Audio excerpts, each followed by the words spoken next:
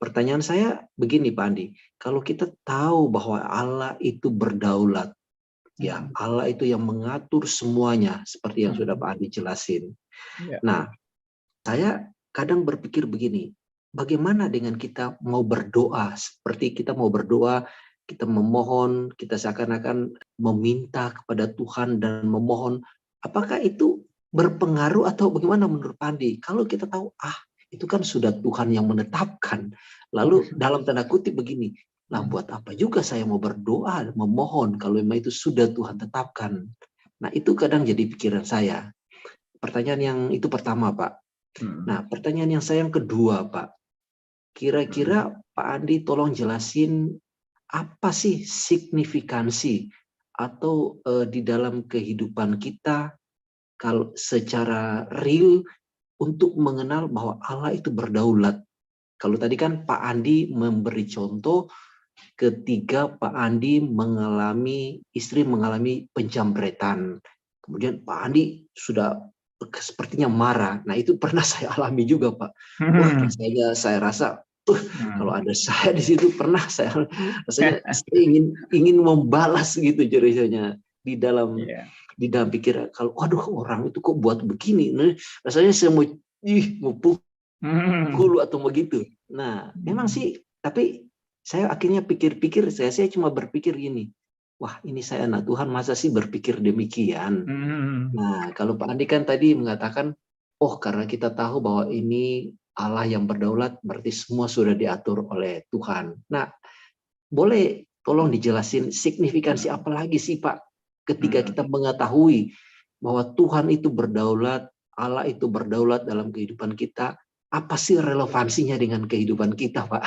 Selain masalah kalau menghadapi masalah tadi. Ya, baik. Tolong Pak. Makasih Pak Andi. Terima kasih. Pertanyaannya bagus dari Pak Sony. Saya langsung jawab ya. Jadi yang pertama tadi, bagaimana kita berdoa. Kalau kita sudah tahu semua sudah ditetapkan Allah. Saya pernah mengutarakan satu kebenaran bahwa kita berdoa itu bukan mau merubah Tuhan. Tapi kita berdoa itu untuk diri kita yang berubah. Jadi merubah Tuhan itu memang tidak ada gunanya merubah Tuhan. Bagaimana Tuhan bisa saya rubah? Tuhan yang sempurna dirubah oleh yang tidak sempurna. Pasti itu sudah error kan. Masa yang tidak sempurna merubah yang sempurna. Tambah kacau itu yang terjadi pasti. Nah, kalau begitu, apa lalu berdoa itu? Nah, berdoa itu justru saya siap untuk diubahkan oleh Tuhan dalam doa-doa saya.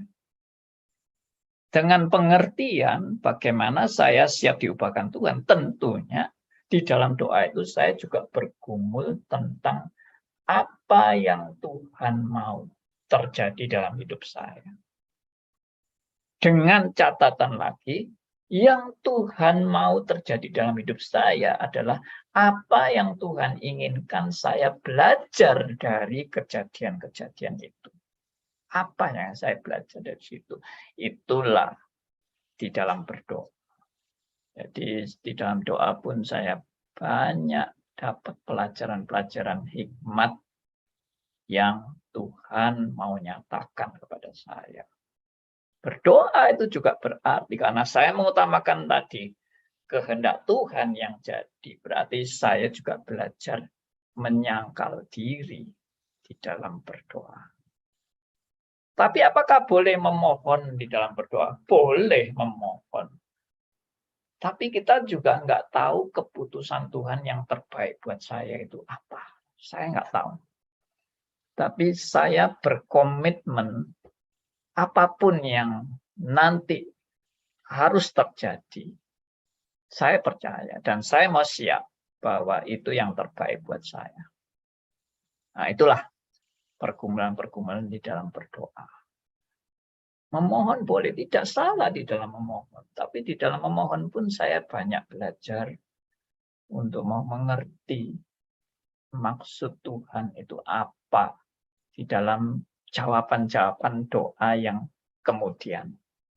Kan saya nggak tahu jawaban Tuhan yang kemudian itu apa. Bisa sesuai dengan apa yang saya doakan, bisa juga tidak sesuai. Baik sesuai, baik tidak sesuai, itu pun juga sudah di dalam penetapan Allah. Cuma saya kan nggak tahu penetapan Allah itu yang mana. Jadi saya nggak apa-apa berdoa, saya bukan mau memaksa Tuhan. Saya mau belajar untuk bagaimana saya bisa makin sinkron dan sejalan dengan maksud Tuhan. Itulah berdoa. Jadi tidak menodong dan memaksa dan apalagi mengancam Tuhan. Wah, itu bagi saya agak mengerikan ya. Mengancam Tuhan itu. Ya, kalau toh ada di dalam Alkitab contoh-contoh orang yang sepertinya mengancam Tuhan atau memfetakompli Tuhan, memojokkan Tuhan untuk Tuhan menuruti keinginannya. Kalau Tuhan memang betul-betul menuruti, itu memang dalam kedaulatannya, bukan karena Tuhan mau menuruti dia. Itu memang dalam kedaulatannya, tapi nanti ada pelajaran yang Tuhan mau berikan melalui apa yang dia minta itu. Tetap Tuhan mau mendidik orang ini belajar. Itu. Bangsa Israel minta raja, dituruti sama Tuhan minta raja. Karena itu juga ketetapannya. Israel punya raja, tapi nanti ada ajaran Tuhan dengan bangsa Israel punya raja. Itu pelajarannya. Lalu signifikansi di dalam pergumulan kita tentang Allah yang berdaulat, apa yang menjadi ya aplikasinya buat kita dan dampak-dampaknya buat hidup kita. Selain tadi contoh-contoh itu, saya teruskan cerita saya tadi. Jadi waktu istri saya di ya perampasan itu ya, atau perampokan itu saya belajar sesuatu. Sesuatunya itu apa? Kalau sesuatu itu sudah waktunya hilang, tetap tidak bisa dihindari. Kenapa ya waktu itu saya ada di dalam rumah dan tidak di luar rumah? Kenapa saya waktu itu tidak mendampingi istri saya di luar?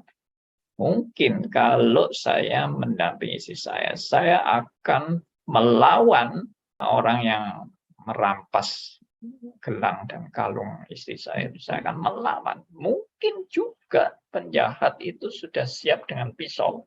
Dan mungkin juga saya akan ditusuk. Nah, ini cuma bicara kemungkinan ya yang kita tidak tahu. Dan Tuhan tidak menghadapi itu. Dan Tuhan ingin saya belajar bahwa harta di dunia memang tidak kekal. Kalau sudah waktunya hilang, ya hilanglah. Lalu belajar apa lagi? Ya istri saya pun belajar. Lain kali enggak usah pakai gelang-gelang dan kalung-kalung gitu. Itu nanti bikin banyak orang iri ya. Ya kalau ada acara-acara khusus dan sebagainya. Ya kalau di rumah buat apa? Ya belajar sesuatu. Ya banyak pelajaran pasti. Saya setiap kali menghadapi masalah problema, saya selalu tanya sama Tuhan, apa pelajaran yang bisa saya dapat dari peristiwa ini. Dan itu juga di dalam perenungan-perenungan saya itu, saya lalu membaca bukunya John Piper itu. Ternyata, persis sama. Apa yang digumulkan oleh John Piper itu juga ternyata pengalaman saya juga. John Piper pernah sharing, dia terkena kanker. Dan waktu dia dianalisa dokter terkena kanker, dia lalu bersama dengan temannya yang sama-sama kena kanker, menulis satu buku yang judulnya Penderitaan dan Kedaulatan Allah. Nah, kalau mau baca buku itu juga bagus. Judulnya Penderitaan dan Kedaulatan Allah. Dan di dalam kalimat John Piper yang bagi saya sangat berkesan adalah dia mengatakan begini. Jangan sia-siakan kanker dalam hidup Anda lewat begitu saja tanpa ada artinya. Jangan membiarkan kanker itu itu lewat begitu saja dalam hidupmu tanpa ada maknanya. Artinya apa yang mau dinyatakan? Artinya adalah saya percaya kanker ini pun terjadi di dalam kedaulatannya. Dan saya percaya Tuhan punya maksud di balik saya mengalami kanker. Dan saya juga percaya kanker ini terjadi di dalam kedaulatannya dan punya maksud dalam rencana Tuhan, yaitu untuk hidup saya melalui kanker ini boleh memuliakan Tuhan. Waduh, benar-benar luar biasa. Ya, bagaimana orang terkena kanker bisa mengatakan, biarlah aku boleh melewati masa-masa hidupku menghadapi kanker. Dan semua ini boleh memuliakan Tuhan. Wah, benar-benar luar biasa. Bukan luar biasa John Piper-nya. Bagaimana hikmat Tuhan bisa dinyatakan melalui orang yang terkena kanker seperti itu. Dan itu pun saya lihat kesaksian nyata. Kalau John Piper kan jauh. Tapi teman saya sendiri yang pernah ikut stris, dapat kanker, bagaimana dia bersuka cita menghadapi kankernya dan tetap terus memuji Tuhan. Sekarang beliau sudah almarhum, ya, yang murid stris itu, yang jadi hamba Tuhan juga. Dia sekolah jadi hamba Tuhan. Begitu lulus sekolah jadi hamba Tuhan, langsung didiagnosa dokter kanker darah. Dia bertahan kalau tidak salah sekitar 5 sampai, saya kurang tahu pastinya, 5 sampai 7 tahun dia menderita kanker. Bertahan. Tapi terus kesaksian. Keliling kemana-mana kesaksian. Menghibur orang-orang yang juga terkena kanker. Aduh, itu bagi saya benar-benar kekuatan daripada Tuhan, ya. Nah, itu orang yang percaya pada kedaulatan Allah. Dia sama sekali tidak mengomel. Dia sama sekali tidak kecewa sama Tuhan. Itu juga kesaksian dari murid saya juga di stris, yang sekarang juga almarhum, yaitu suaminya Ibu Erni, Pak Febi. Mengenal reform, sukacita luar biasa mengenal reform. Mengenal kedaulatan Allah, sukacita luar biasa. Ya. Di tengah-tengah dia sukacita mengenal reform, dia dianalisa terkena kanker otak. Tapi tidak pernah menyalahkan Tuhan. Dia kesaksian. Inilah tujuannya belajar teologi. Bukan cuma teori berhenti di otak. Tapi dijalani secara nyata dalam kehidupan. Ya, itu Bu Erni bisa kesaksian. Ya, dan ada video-video yang waktu kebaktian penghiburan keluarga Pak Febi almarhum ini. Ya, Ibu Erni dan saudara-saudaranya Pak Febi ikut bersaksi bagaimana menghadapi seperti ini. Tidak mudah, tapi nyata. Kuasa Tuhan nyata. Dalam kedaulatannya juga sangat nyata. Ya, seperti yang tadi saya bilang, ada jemaat yang menolak kedaulatan Allah. Tapi pada saat dia terkena vonis oleh dokter, dia nangis. Dia bilang, saat ini saya baru percaya Allah berdaulat dalam hidupku. Waduh, itu bagi saya indahnya luar biasa. Pengalaman seperti ini di stris sudah banyak. Ada satu lagi hamba Tuhan yang saya pernah ceritakan, itu mengajak 70 hamba Tuhan belajar reform di desa dekat Jombang. Beliau menggebu-gebu luar biasa belajar reform. Waduh, dia bilang, saya baru mengenal reform ini.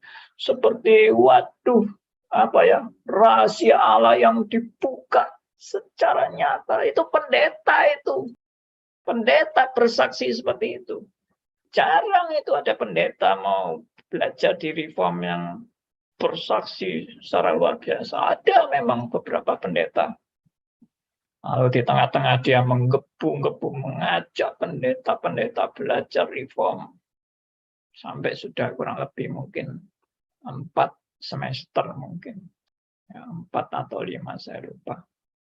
Tahu-tahu saya terima kabar mendadak beliau kecelakaan dan meninggal. Aduh, saya langsung ya sedih gitu ya. Kenapa orang yang baru mengenal reform seperti ini Tuhan panggil? Lagi menggebu-gebu luar biasa, bersaksi di mana-mana. Mengajak banyak jiwa-jiwa belajar reform. Tuhan panggil. Waktu saya melayat, pendeta-pendeta yang belajar bersama dengan dia mendatangi saya. Saya khawatir mereka jadi kecewa belajar reform ya. Ini gara-gara belajar reform sampai kena kutuk oleh Allah. Tapi ternyata tidak. Mereka mendatangi saya, bahkan mereka bilang, kami bersyukur menghadapi ini karena kami sudah ikut doktrin Allah dan percaya kedaulatan Allah. Tidak pernah salah. Tidak pernah salah. Ya itulah.